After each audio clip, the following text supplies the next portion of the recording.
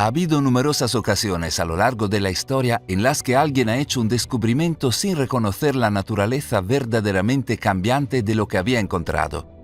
En 1914, algo similar sucedió en la isla de Java, Indonesia. En ese momento, el país era una colonia del Imperio holandés y los colonos repartieron la isla en granjas excavadas en la jungla. A principio de año, uno de esos colonos decidió abandonar su granja y adentrarse a pie en la jungla circundante después de escuchar una historia de los lugareños sobre un palacio perdido, construido por reyes míticos hace mucho tiempo. El colono no tardó mucho en encontrar algo increíble. En lo profundo de la jungla descubrió una enorme colina con lo que parecía ser una serie de escalones que conducían a su cima. En la parte superior de estos escalones encontró una enorme colección de pesados bloques rectangulares dispersos en todas direcciones, cubiertos de follaje hacía mucho tiempo. ¿Podrían ser estos los restos del mítico palacio que había venido a buscar? Al regresar a su granja, el colono envió rápidamente una carta al gobierno de Holanda, describiendo su descubrimiento y solicitando una expedición profesional para explorar más el sitio. Esta descripción apareció en una edición de 1914 del Informe sobre el Departamento de Antigüedades holandés, causando un gran revuelo en el país de origen del colono. ¿Qué era este sitio?, mucha gente se preguntaba. ¿Y quién lo construyó? Además, ¿cuál era su propósito? ¿Y qué más podía estar oculto bajo tierra? A pesar de este interés, el gobierno holandés nunca llegó a enviar una expedición para examinar el sitio más a fondo. En 1949, Indonesia había obtenido su independencia total de Holanda y el sitio se había desvanecido de la memoria. Y allí la historia podría haber terminado, si no fuera por 3 residentes locales de Java que redescubrieron el sitio mientras deambulaban por la jungla en 1979. Al cruzar el cementerio de bloques de piedra de la misteriosa colina, rápidamente informaron su hallazgo a los funcionarios locales, quienes identificaron el sitio como una colina conocida como Gunung Padang. En cuestión de semanas, el gobierno de Indonesia envió equipos de la Dirección de Protección y Gestión del Patrimonio y el Centro Nacional de Arqueología para explorar más el sitio. En poco tiempo, los investigadores comenzaron a mapear el sitio y documentar sus características arqueológicas. Primero estaban los bloques de piedra, con los que los colonos holandeses se habían encontrado todos esos años antes, un número casi infinito de ellos, la mayoría de unos 5 pies de largo y pesaban más de 550 libras. Algunos eran mucho más grandes y pesaban más de 1.300 libras. Los investigadores se dieron cuenta rápidamente de que estos bloques no fueron hechos por humanos, sino que se trataba de una roca andesita de formación natural forjada por un volcán. Esto significaba que alguien los había transportado a la cima de esta colina a unos 300 pies sobre el valle de abajo. Pero, ¿quién? ¿Y por qué? Mientras continuaban con su investigación, los investigadores descubrieron que los bloques no estaban dispersos al azar, sino que, de hecho, estaban organizados en recintos rectangulares de piedra y montículos de roca. Quienquiera que los había traído allí arriba había usado los bloques para la construcción. De hecho, parecía que 5 terrazas separadas cubrían la colina, en un área de 3.000 pies cuadrados, todas unidas por una escalera ascendente de 370 escalones. En lugar de usar la datación por radiocarbono para determinar la edad del sitio, los investigadores usaron conjeturas simples, estimando que se construyó en algún lugar entre 2500 y 1500 a.C., midiendo las astillas en los bloques. En consecuencia, concluyeron que si bien el sitio era ciertamente interesante, no era nada trascendental, simplemente los restos de un antiguo asentamiento no muy diferente a tantos otros encontrados en todo el mundo. Y así era como se recordaba Gunung Padang hasta 2011, cuando todo cambió. En su trabajo como geólogo senior en el Instituto de Ciencias de Indonesia, Denny Hilman Natawijaya se encontró con muchas cosas interesantes, pero nada despertó su interés como la colina conocida como Gunung Padang. Fue la forma peculiar de la colina lo que le llamó su atención, por la forma en que se levantaba desde el paisaje adyacente. No es como la topografía circundante que está muy erosionada, explicó. Esto parece muy joven, parecía artificial. En 2011, Nata Vijaya tuvo la oportunidad de seguir su curiosidad cuando le eligieron para dirigir un equipo de geólogos del Instituto de Ciencias, así como arqueólogos de la Universidad de Indonesia, en un proyecto patrocinado por el gobierno que examinó el sitio. Al principio, sus hallazgos no fueron notables. La datación inicial por radiocarbono realizada en suelos debajo de los bloques de piedra en la superficie produjo fechas de 1500 a 500 a.C., similares a la estimación original hecha en 1979. Pero a medida que el equipo comenzó a excavar más profundo, lo que encontraron los sorprendió. Usando taladros tubulares que extrajeron núcleos de tierra y piedra, rápidamente obtuvieron evidencia de numerosas estructuras hechas por humanos enterradas debajo de la superficie. Y lo que es más sorprendente, cuanto más profundizaban, más antiguo era el material que sacaban a relucir. Debajo de la superficie, los investigadores encontraron 3 capas distintas. Mientras que la primera tenía solo entre 2.500 y 3.500 años de antigüedad, como inicialmente habían determinado, la segunda capa, a unos 10 pies debajo de la superficie, databa de unos 7.500 a 8.300 años. Y la tercera, a casi 50 pies de profundidad, tenía unos 28.000 años de antigüedad. ¿Cómo podría ser esto posible? Incluso a los 7.500 años, esto colocaría el sitio en 3.000 años antes de los antiguos sumerios y 4.500 años antes de los antiguos egipcios. Y con 28.000 años de antigüedad, bueno, eso era algo completamente distinto, algo anterior a la última edad de hielo, muchos miles de años antes que existiera la civilización humana.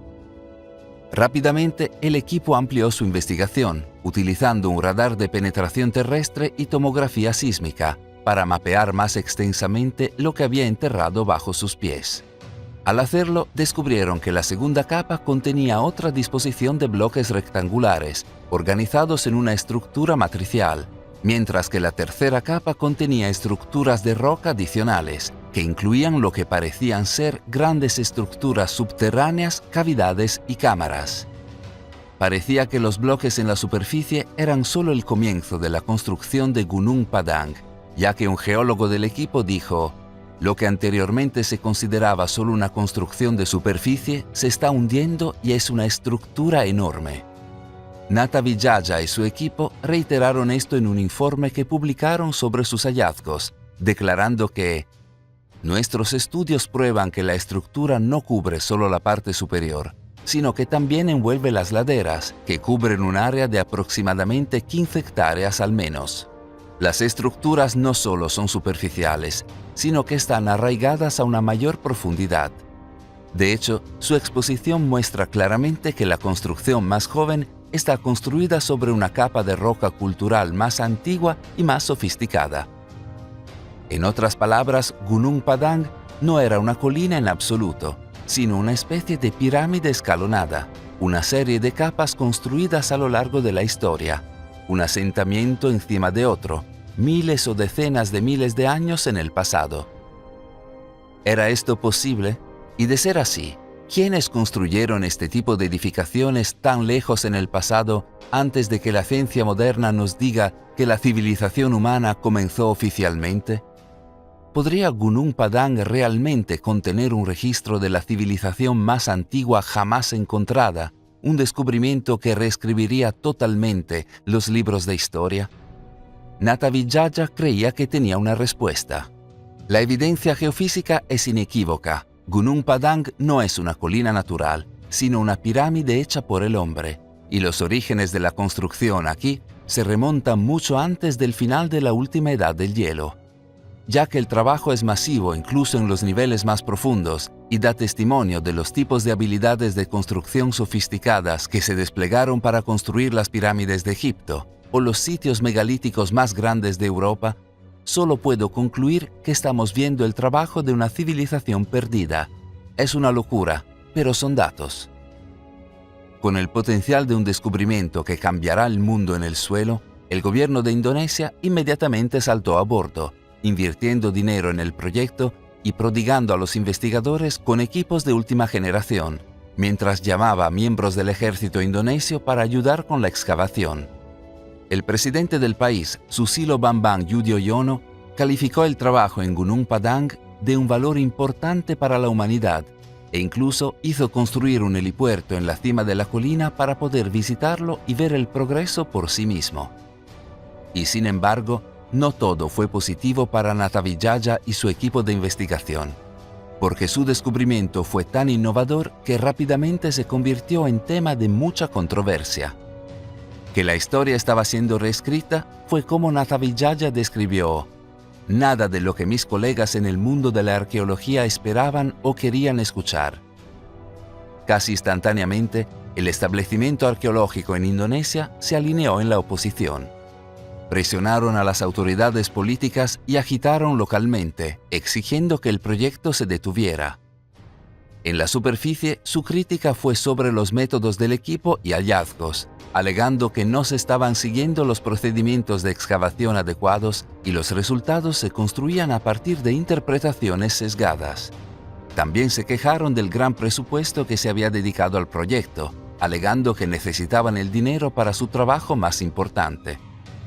Pero con el paso del tiempo, la verdadera naturaleza de su oposición se hizo evidente. A pesar de no haber realizado ninguna investigación propia, el establecimiento arqueológico afirmó que conocía que los restos en Gunung Padang no podían tener más de 5.000 años, simplemente porque era ilógico sugerir que existió una civilización en un pasado tan lejano. No podría ser posible, porque si lo fuera, desafiaría los registros de la civilización humana contenidos dentro de los libros de historia. En otras palabras, su verdadero problema era que no estaban dispuestos a ajustar su forma de pensar, incapaces de considerar que lo que sabían sobre la historia humana podría estar equivocado. Natawijaya no se hacía ilusiones sobre las fuerzas a las que se enfrentaba. Me metí en un montón de agua caliente con esto. Mi caso es sólido, basado en buena evidencia científica, pero no es fácil. Me enfrento a creencias profundamente arraigadas. De sus críticos proclamó: no niego que los megalitos establecidos en la superficie tienen menos de 5.000 años, pero sugiero que se colocaron aquí porque Gunung Padang ha sido reconocido como un lugar sagrado desde tiempos inmemoriales. Las capas más profundas de la estructura, de entre 12.000 años y más, son las más importantes. Tienen implicaciones potencialmente revolucionarias para nuestra comprensión de la historia, y creo que es vital que se nos permita investigarlos adecuadamente. El gobierno de Indonesia accedió, a pesar de la vigorosa oposición. La investigación en Gunung Padang continuó con el apoyo del gobierno, y al hacerlo, los descubrimientos se volvieron aún más sorprendentes. A medida que se despejaba la jungla para facilitar la excavación, los investigadores descubrieron numerosas reliquias en toda la zona. Joyas y cerámica, herramientas y artículos para el hogar, armas, incluso descubrieron monedas nunca antes vistas que dataron en 5200 a.C. Una fecha asombrosa, ya que la ciencia moderna insistió en que las primeras monedas del mundo aparecieron alrededor del 600 a.C. Además, descubrieron que la mezcla de cemento utilizada para mantener unidos los bloques gigantes de Gunung Padang estaba compuesta por una combinación de arcilla, sílice y hierro. Esto sugería que la tecnología de fundición de hierro se conocía desde hace muchos miles de años en el pasado, imposible según la ciencia convencional, ya que la edad del hierro no comenzó hasta 1201 a.C. Pero había más que eso. Mientras Natawijaya y su equipo continuaban trabajando, llegó otro grupo de científicos, decididos a examinar algo más de lo que habían oído hablar. Según la leyenda local, los bloques en Gunung Padang emiten una especie de energía misteriosa que lo convierte en lugar donde, desde que se tiene memoria, la gente viajaba para meditar. De hecho, Gunung Padang en el antiguo idioma local significa montaña de la iluminación. ¿Había algo de verdad en esta leyenda? Estudiando la idea más a fondo utilizando equipos modernos, los investigadores descubrieron que, de hecho, los bloques emitían una frecuencia relativamente alta, a niveles que, curiosamente, se corresponden con la escala musical occidental estándar. Hemos explorado los secretos de la frecuencia y la vibración en detalle en este canal, desde el filósofo griego Pitágoras y su máquina vibratoria hasta la levitación acústica de los monjes budistas, a Nikola Tesla y sus famosas palabras: si quieres conocer los secretos del universo, piensa en términos de energía, frecuencia y vibración. Las frecuencias inusuales producidas por los bloques en Gunung Padang parecen sugerir que sus constructores conocían estos secretos muchos miles de años en el pasado, secretos que aún hoy se nos escapan. Monedas antes de monedas, hierro antes de la edad del hierro, secretos de frecuencia y vibración que aún no entendemos. Parecía que Gunung Padang no era solo prueba de una civilización extremadamente antigua, sino que, como lo dijo Nata Vijaya, prueba de una civilización inteligente y extremadamente avanzada. Podría ser, como Nata Vijaya afirmó, que todo lo que nos han enseñado sobre los orígenes de la civilización puede estar equivocado. La respuesta a esta pregunta nunca llegó. En el clímax de un descubrimiento que cambiaría nuestra comprensión de la historia humana, el desastre golpeó a Nata Vijaya y su equipo. En 2014, Susilo Bambang Yudhoyono, su segundo mandato como presidente de Indonesia, el máximo permitido por la constitución del país, llegó a su fin. Luego se eligió a Joko Widodo como su reemplazo. A diferencia de su predecesor, Widodo se puso del lado del establecimiento arqueológico sobre el tema de Gunung Padang. El 1 de octubre de 2014, la investigación en el sitio fue detenida. Les dijeron a Nata Vijaya y su equipo que hicieran las maletas y se fueran a casa, para olvidar su trabajo, que parecía tan crucial, tan innovador. Hasta el día de hoy, Widodo sigue siendo presidente y la investigación en Gunung Padang sigue cerrada. El misterio sin resolver, la historia incompleta. ¿Podría realmente haber existido una civilización antigua avanzada miles de años antes que los antiguos egipcios o sumerios, incluso antes de la última edad del hielo? Y de ser así, ¿quiénes eran y qué les sucedió? Algunos tienen una respuesta. A mediados del siglo XIX, un anticuario británico-estadounidense llamado Augustus Le Plongeon estalló en la conciencia pública cuando se presentó con una afirmación increíble. Le Plongeon había pasado su vida investigando y documentando la antigua cultura maya en la península de Yucatán. Durante este tiempo, afirmó que se había enterado de un antiguo libro sagrado maya conocido como el Popol Vuh, Libro del Consejo. Tras la traducción, Le Plongeon declaró que el libro revelaba que la gente de Yucatán era de hecho descendiente de una civilización más antigua, de un continente perdido, uno que prosperó hace muchos miles de años en el pasado, antes de hundirse dramáticamente en el Océano Atlántico y perderse para siempre. Según Le Plongeon, el continente se llamó Mu. La idea de este continente perdido de Mu fue retomada por un hombre llamado James Churchward, quien escribió una serie de libros en las décadas de 1920 y 1930, contando una historia tan increíble como la de Le Plongeon.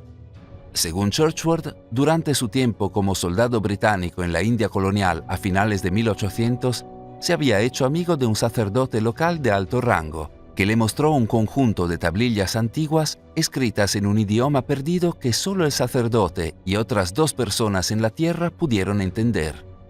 Después de algunos halagos, Churchward convenció al sacerdote de que le enseñara el idioma para que pudiera leer las tablas por sí mismo.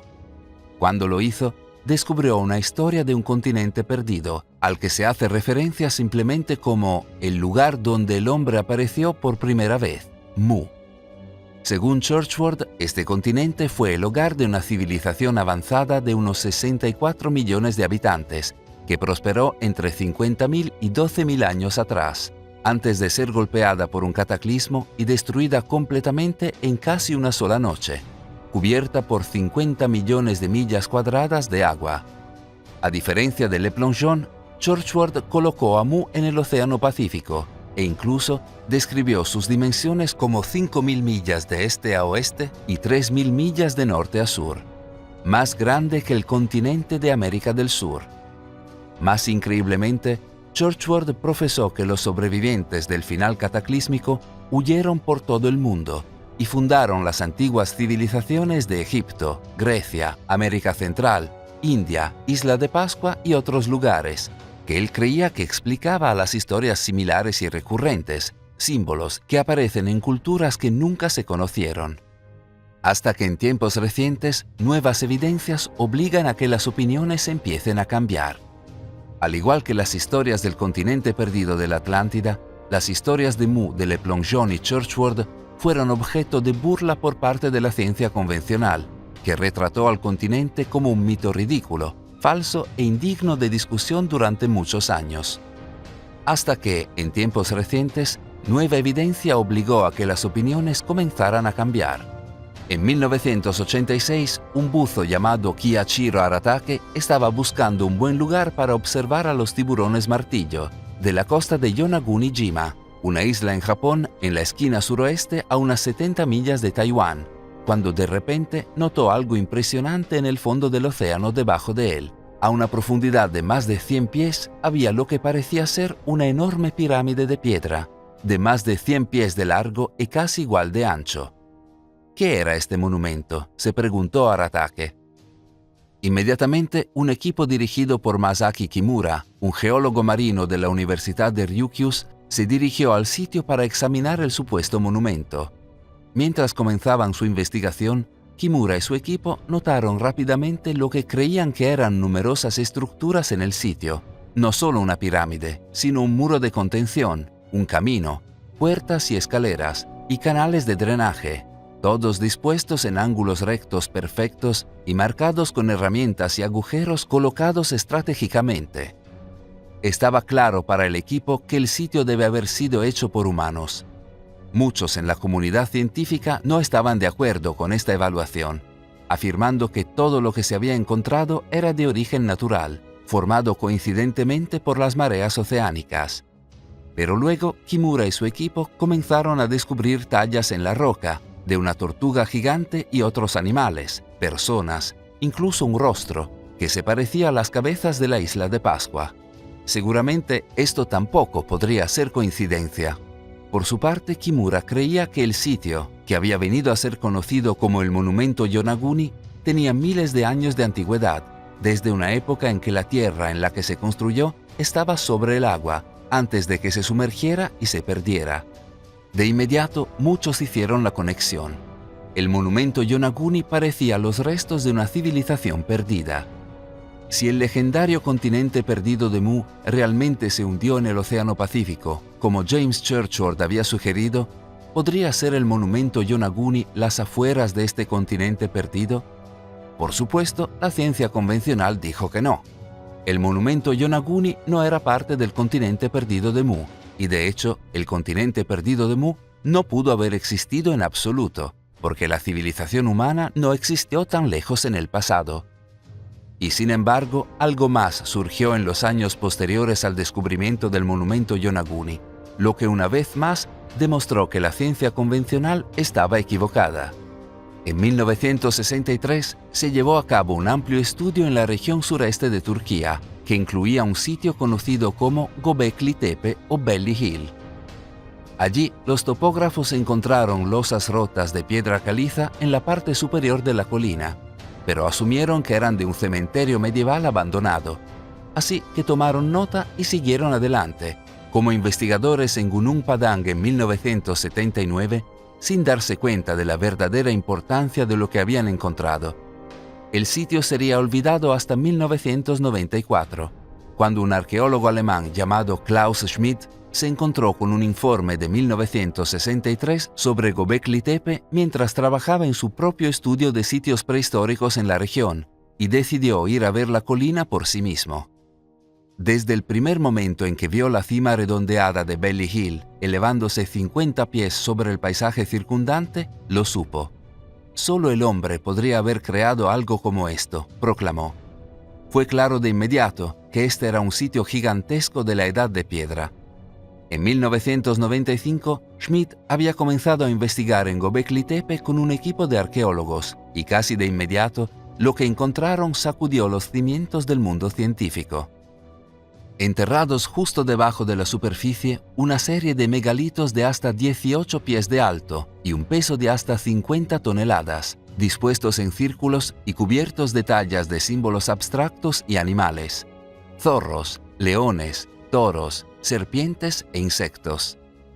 Más increíblemente, la datación por carbono sitúa el sitio entre 9600 y 8200 a.C., anterior a Stonehenge por al menos 5000 años, lo que significa que Göbekli Tepe contenía los megalitos conocidos más antiguos del mundo.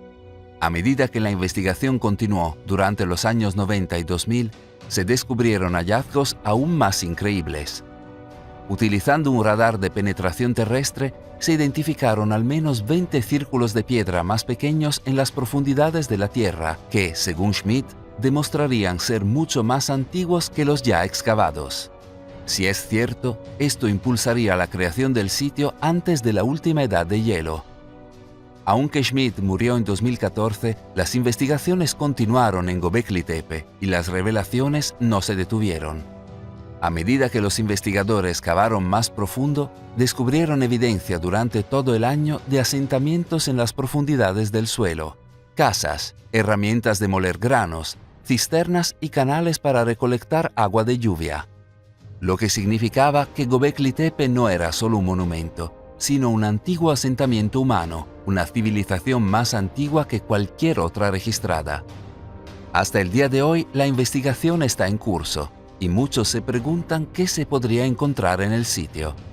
A partir de 2021, solo se había excavado el 5% del sitio. Además, muchos se preguntan qué más se podría encontrar en la región. Los arqueólogos ya han encontrado al menos una docena de sitios similares cerca de Göbekli Tepe, lo que parece sugerir que, quienquiera que haya sido esta antigua civilización, se extendieron por toda el área. Pero no importa lo que encuentren en el futuro, el punto que ya se ha planteado es claro. Simplemente, la civilización humana se remonta más allá de la fecha proclamada durante mucho tiempo como punto de partida por la ciencia convencional. Cuando dicen que el monumento Yonaguni o Gunung Padang no pueden ser evidencia de una antigua civilización perdida, simplemente porque saben que la civilización humana no existió hace tanto tiempo. Göbekli Tepe muestra que en realidad no tienen idea de cuánto tiempo atrás se remonta la civilización humana. Reconociendo esto, la pregunta no es tanto si una civilización pudo haber existido en el pasado y construido algo como Gunung Padang, sino más bien, si existieron, quiénes eran y a dónde fueron. ¿Podrían realmente haber sido los habitantes de un continente perdido llamado Mu? Un hecho geológico que no genera controversia es que Indonesia no siempre fue el conjunto de islas que es hoy. 10.000 años o más en el pasado, cuando el nivel del mar de la Tierra era 400 pies más bajo, Indonesia era una masa de tierra conectada al subcontinente asiático conocido como Sondalandia. La leyenda local dice que Gunung Padang fue construido por el rey del imperio de Sondalandia, antes de que este imperio se hundiera bajo el océano. Algunos en los tiempos modernos sugieren que, debido a su gran elevación, Gunung Padang podría haber sido el punto culminante de este antiguo imperio, hasta que los casquetes polares de la Tierra se derritieron al final de la última edad de hielo e inundaron la Tierra, convirtiendo a Indonesia en islas. Hay otra historia contada por algunos de los pueblos indígenas de Indonesia, así como de Filipinas. Habla de una gran inundación que se levantó en algún momento del pasado lejano y consumió la tierra, dejando con vida a una sola pareja humana. Esta pareja escaló una montaña para sobrevivir, antes de que los dioses finalmente enviaran un gran fuego, que ardió tan intensamente que evaporó el agua de inundación de la tierra, dejando a la pareja para repoblar la tierra. Si la historia suena familiar, es porque lo es. Desde Indonesia hasta la historia bíblica del Arca de Noé y más allá, casi todas las culturas del mundo tienen una historia sobre una gran inundación. Tal vez esta historia de inundación recurrente es en realidad la historia de la destrucción del continente de Mu. Hoy en día, los historiadores afirman que toda la civilización humana comenzó después de que terminó la última edad de hielo. Pero tal vez esta edad de hielo no sea un punto de partida, sino la línea divisoria, el punto en el que la civilización humana avanzada anterior fue destruida por el derretimiento de los casquetes polares y se perdió bajo las olas del océano. Tal vez evidencias de estas civilizaciones permanecen escondidas en algún lugar del océano hasta el día de hoy, esperando ser encontradas. Lo que está claro en este punto es que la civilización humana es más antigua de lo que admitía previamente la ciencia convencional. Ya sea que la llames Mu o Atlántida o cualquier otra cosa, lo único que queda por hacer es investigar más. Gracias por vernos. Si te ha gustado el vídeo, dale al botón me gusta. Y si eres nuevo, suscríbete y haz clic en la campana a continuación para futuras notificaciones.